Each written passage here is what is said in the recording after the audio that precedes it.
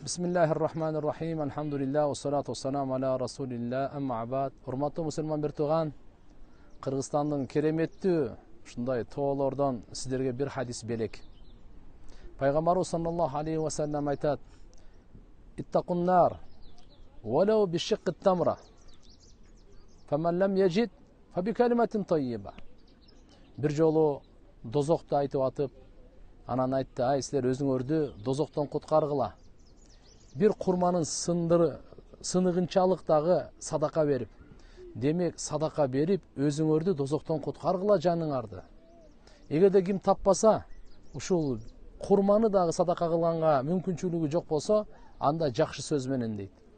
Келиңиздер, бул жерде пайгамбарыбыз хадисинде кайрымдуулукка, садакага, берешендүүлүккө чакырып атат. Экинчиден, эгерде бул мүмкүнчүлүк болбосо, мал менен, мүлк менен, акча менен берешенди боло албасак, тил менен берешен болойлучу. Жакшы сөз менен, жакшы сөзгө да бир жоомарттык керек экен. Айтат го, жоомартты мактабагандык сараңдык дейт го. Ошон үчүн болбоду дегенде биз өзүбүздүн жакшы сөзүбүздү сүйлөгөндө сараң болбойлу. Пайгамбар саллаллаху алейхи ва саллям бул хадисте демек, жоомарттык, ушундай жакшы амал Алла Таалам ошо садаканын берекесинен адамды дозоктон куткарат.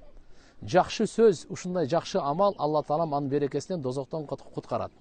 Келиңиздер, анда жоомарттык кылып садака берип жүрөйлү. Ошол эле кезде жакшы сөз менен дагы өзүбүздү дозоктун отунан куткарганга аракет кылайлы.